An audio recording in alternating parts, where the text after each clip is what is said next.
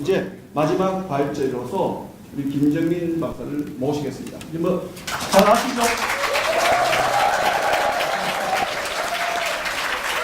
네, 이제 끝날 시간이 돼서 저는 짧게 하도록 하겠습니다. 사실 이 준비를 할 때 제가 앞쪽에도 써놨지만은 뭐 이렇게 뭐 추정된다 뭐 이렇게 제가 썼습니다. 뭐 서론해가지고 뭐 낙관론적 입장이 더 우세할 것이라 조심스럽게 생각한다. 사실 저는 이게 그냥 불가능하다라고 쓰고 싶었는데 원래 그 미래에 대한 건 확정을 줘서 얘기를 하면 안 됩니다. 그래서 말을 이렇게 빙빙 돌렸지만은 사실은 이거는 불가능하다고 생각했는데 고맙게도 또 이렇게 미국의 트럼프 대통령이 또 오늘 새벽에 저희를 위해서 친히 친서를 써갖고 이 회담을 무산시켜줘서 야 이것도 대박 잡았다라고 생각을 많이 했었습니다. 네. 네. 근데 뭐 이게 기뻐할 일은 아닙니다. 왜냐면 사실 그 회담 보셨지 않습니까? 문재인 대통령은 어쨌든 우리가 지지를 하건 안 하건 어쨌든 한국의 대통령인데 망신을 좀 많이 당했죠. 그런 부분에서 어떻게 보면 우리나라의 그 국격이 깎이고 수치라고 생각할 수 있는데 이 또한 우리가 넘어가지 않으면 안 되는 숙제고 이 정도 나락으로 떨어지지 않으면 전 국민적 각성이 안 일어날 테니까 어떻게 보면 좋은 전 약이라 생각하고 앞으로 긍정적인 방법으로 좀 우리가 이 해결 방법을 찾아나가면 된다고 봅니다. 먼저 이 북한이 핵을 포기하지 않을 수밖에 없는 이유가 있습니다. 아까 이충근 박사님도 말씀하셨지만은 조금 제가 보완 설명을 하면요 이미 거의 99% 똑같아서 먼저 말한 사람이 이깁니다. 박사님 얘기하고 나서 제가 할 얘기가 별로 없어지더라고요. 그래가지고 제가 그래도 조금씩 더 첨가를 해봤는데 첫 번째는 뭐냐면 핵 개발은 김일성 때부터 이미 시작이 됐었습니다. 그랬고 핵 개발을 하는데 여러분 국방비란 건요 어마어마하게 돈이 드는 사업입니다. 군인들 먹여야죠, 씻겨야죠, 옷 줘야죠, 뭐 그런 것부터 해서 무기 개발, 신무기 들어가면 이거 다 돈입니다. 그러니까 아무런 마진이 안 나는 순수한 지출이에요. 어마어마한 돈이 드는 건데 북한이 핵 개발을 했던 이유는 간단합니다. 재래식 무기로 우리를 이길 수 없었기 때문이에요. 군대 장비는 현대화가 돼가는데 북한은 따라잡질 못했어요. 따라서 그거에 대한 비상 대책으로서 핵 개발을 하게 되는데 문제는 없는 돈을 갖고 핵 개발을 하게 되면은 북한이 가지고 있는 재래식 무기는 어떻게 하는 겁니까? 그거 관리해야 됩니다, 여러분.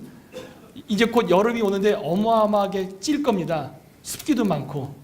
그거는 휴전선 부근도 마찬가지예요. 근데 남한하고 북한이 입장이 조금 다릅니다. 우리는 남쪽에 있고 북한은 북쪽에 있고 우리는 70% 이상이 산악지대 아닙니까? 그래서 한국은 탄약고를 지어도요 남방으로 지으면 햇빛을 받는 쪽에 위치해 옵니다. 한번 머릿속으로 이렇게 잘 그려보십시오. 산의 위치를. 그리고 남쪽에 있기 때문에 산 뒤에 남쪽에 있기 때문에 상대방이 포탄을 쏴도 산에 부딪혀요. 뒤쪽 남쪽에 부딪히지 않습니다. 북한이 남방으로 탄약고를 지면 어떻게 됩니까? 남한에서 북한을 공격할 때 직방으로 맞습니다. 따라서 북향으로 지어야 돼요. 북향으로 지면 어떻게 되죠? 습해져요. 그럼 그 포탄이 얼마큼 수명이 오래 갈까요? 예를 들어 50년 수명이다. 그러면 아마 25년밖에 안 갈 겁니다. 우리나라 굉장히 습한 나라입니다. 탄약 관리가 안 돼요. 그러면 핵 개발에 올인하면서 재래식 무기를 방치하면은 과연 북한의 그 10,000개가 넘는 장사포가 제대로 대포를 품을 수 있겠냐는 거예요. 관리에 문제가 있는데 이 돈을 이중으로 쓸 수 없는 문제가 있습니다. 그래서 제가 봤을 때 북한이 핵을 해제한다는 핵 무장을 해체한다는 소리는요 완벽한 무장 해제입니다. 재래식 무기도 의존할 수 없고 핵도 없는 거예요. 과연 김정은이가 그 정도 리스크를 감수하면서까지 그 트럼프 대통령을 만나서 비핵화를 할 수 있는 용기가 있느냐? 저는 조금 글쎄올시다라고 생각한 거예요. 그 군부 세력은 과연 그걸 동의할 수 있을까? 그랬던 것이었고, 그다음 핵사찰을 하고 나서 그러니까 미국이 비핵화가 완벽하다는 확신이 들어야 경제제재 풀리는 겁니다. 그래서 많은 분들이 그런 생각했어요. 이거 김정은하고 트럼프 만나면 끝난다. 못 만나게 해야 된다. 뭐 기도합니다. 이런 얘기하는데 걱정하지 않으셔도 됩니다. 앞으로 뭐 만날 거다 안 만날 거다 여러 가지 얘기가 나오는데 만나는 건 중요한 게 없어요. 왠지 아십니까? 미국의 방침은 변하지 않습니다. 비핵화예요. 단 어떤 문제점이 있느냐? 여러분 미국에서 말하는 완벽하고 영원히 재기불능한 비핵화를 미국이 확신하는데 김정은이가 수락을 했다고 해서 북한의 군사기지를 샅샅이 뒤지고 다닐 때 미국이 그 확신이 드는 데까지 기간이 얼마큼 걸릴 것 같습니까? 1년이면 될까요? 2년이면 될까요? 그건 트럼프 마음입니다.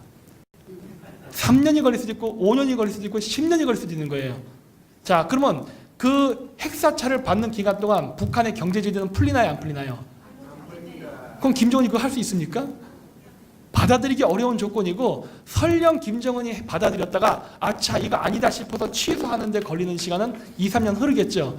그러면 어떻게 됩니까? 미국은 볼 거 다 봤다 빠이빠이 하면 돼요. 그러면 어떻게 돼요? 이미 노출돼 버렸기 때문에 나중에 가서 폭격의 그 타겟 대상이 된단 말이에요. 그걸 김정은이가 과연 받아들일 수 있겠냐는 거예요. 이것도 불가능한 내용이에요. 이거 도저히 논리가 안 맞아요. 내가 김정은이라도 이거 노예요, 노. 왜냐? 아무런 이익이 안 되는 거예요. 그리고 이 핵 개발은요, 북한이 혼자 한 게 아닙니다. 이제는 많은 분들도 아시겠지만 시리아랑 연관이 되어 있습니다.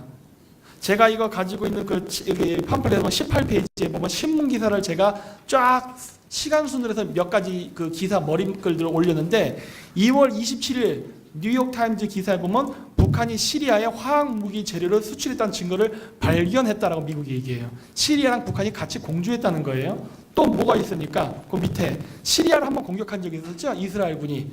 그때 어디를 공격했습니까? 북한 기술자가 머무는 곳. 여기가 그것도 참 신기하죠. 시리아에 여러 핵시설이 있을 텐데 북한 기술자가 있는 곳만 딱 찍어서 공격했어요. 그러면 시리아의 핵시설을 완전히 부순 게 아니라 일부만 부쉈다는 건데, 그거 시리아를 물먹이려는 겁니까? 북한을 물먹이려니까?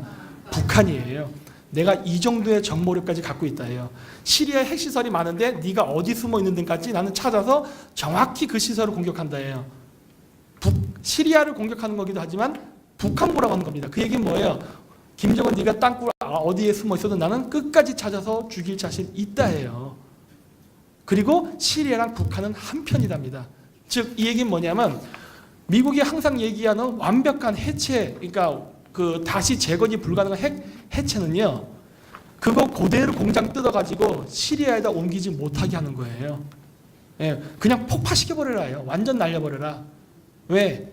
그렇게 하지 않으면 이 핵기술이 그대로 중동으로 넘어가서 이스라엘을 위협할 테니까. 따라서 미국이 이 얘기하는데, 북한이 자기 혼자 이걸 결정할 수 있습니까? 시리아랑 얘기해야 되죠. 이란이랑 얘기해야 됩니다. 이게 간단한 문제가 아니에요. 그래서 김정은이 트럼프 한번 만났다고 해서 이거를 오케이 하기는 너무 어려운 거예요. 그래서 이게 안 된다고 저는 본 거예요.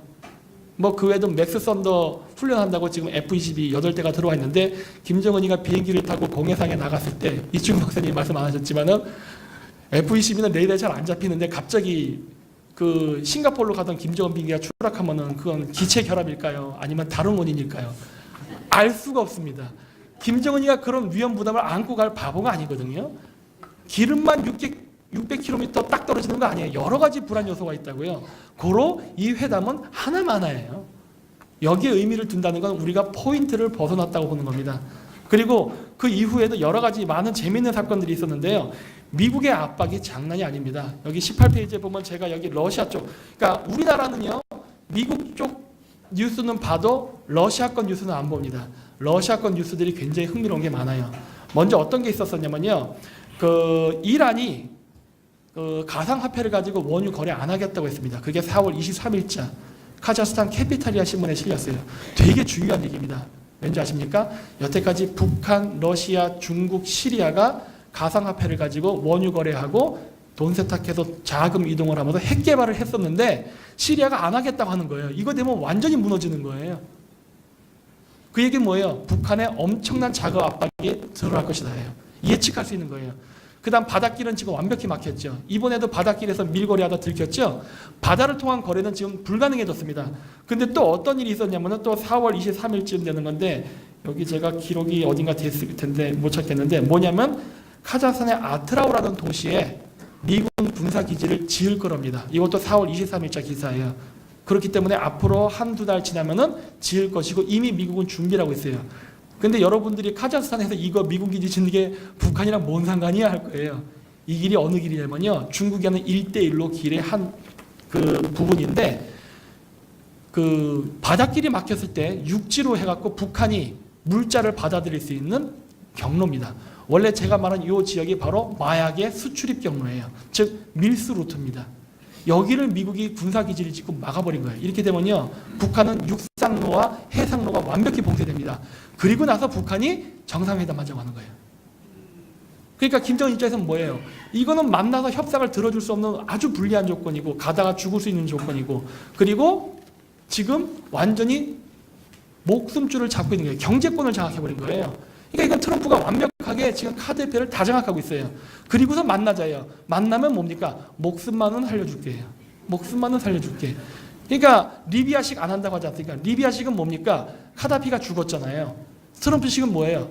죽이진 않겠다예요. 네, 죽이진 않겠다인데 이번에 안 됐으니까 솔직히 모르겠습니다. 어떻게 될지. 하지만 김정은이는 빨리 하면 할수록 살 가능성이 높지. 이거 시간 지연하면은 점점 죽을 확률은 높아져요. 그것도 내부로부터. 미국이 손쓰기도 전에. 왜 그러느냐?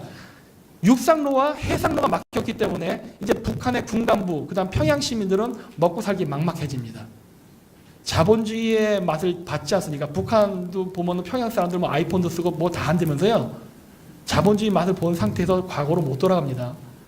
지금부터 완벽한 경제 봉쇄를 취하면 김정은이 시간을 끌면 끌수록 미군이 손쓰기 전에 내부로부터 반란이 일어날 가능성이 더 높아져요.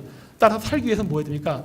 트럼프한테 만나서 내 목숨이라도 살려달라고 구걸할 수밖에 없는 상황으로 가요. 따라서 트럼프는 김정은 지금 안 만나도 돼요. 이거를 우리는 인지를 해야 됩니다. 하나도 트럼프는 아쉬울 게 없어요. 이 협상에서. 아쉬운 거는 김정은이에요. 사실 북한에서도 그랬잖아요. 놀랍고 당황스럽다고 했잖아요. 당황 많이 될 겁니다. 지금. 자기 목숨이 너무 경각에 달린 거예요. 이거는. 예.